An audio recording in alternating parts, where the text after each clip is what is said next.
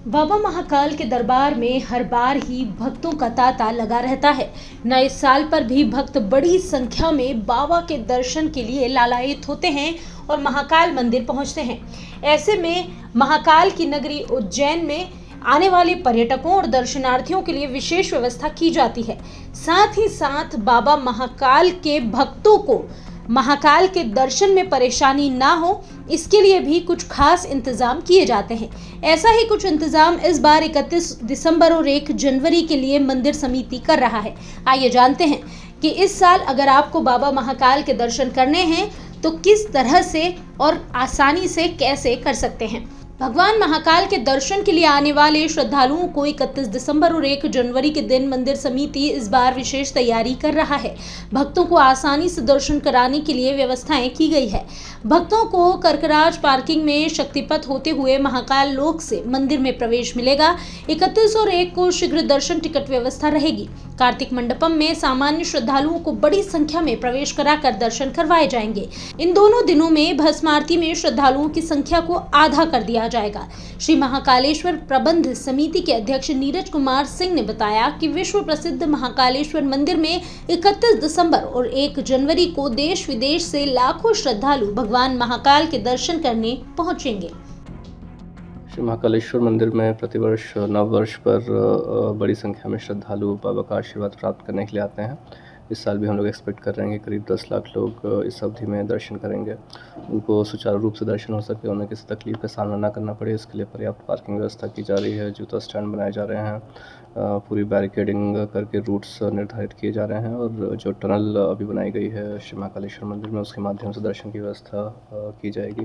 पर्याप्त police force लगाया जा रहा है, पीने के लिए समुचित पानी, टॉयलेट्स इत्यादि सब की व्यवस्था की जा रही है ताकि आने वाले जो श्रद्धालु हैं उन्हें किसी भी प्रकार की कोई परेशानी का सामना न करना पड़े। कितनी देर में दर्शन हो पाएंगे श्रद्धालु के, और जो वीआईपी जो आते हैं उसका क्या रखा गया है? नंदी हॉल में क्या प्रवेश दिया जाएगा या चौखट तक दिया जाएगा? देखिए, श्रद्धालुओं को चूँकि हम लोग टनल के थ्रू दर्शन करा रहे हैं, दूर से थोड़ा सा लोगों को चल करके आना पड़ेगा, फिर भी हमें उम्मीद है कि हम लोग लगभग 1 घंटे के अंदर सभी को दर्शन करा सकते हैं।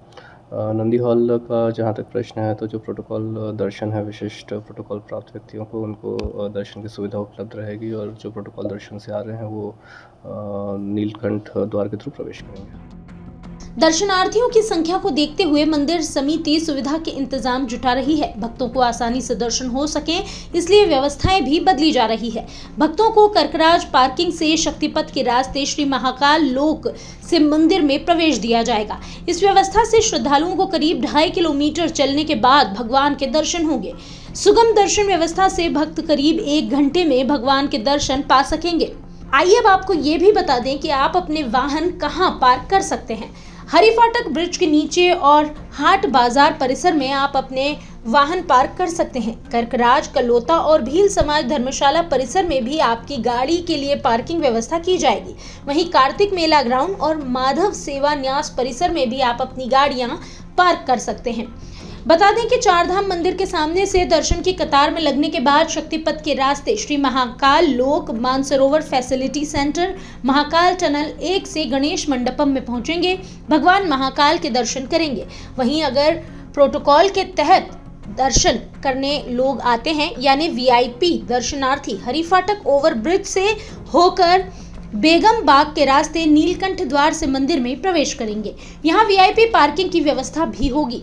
नए साल पर भगवान महाकाल के दर्शन करने आने वाले वृद्ध और दिव्यांग दर्शनार्थियों का प्रवेश मंदिर कार्यालय के सामने अवंतिका से होगा। यही निशुल्क व्हील चेयर की सुविधा भी उपलब्ध होगी।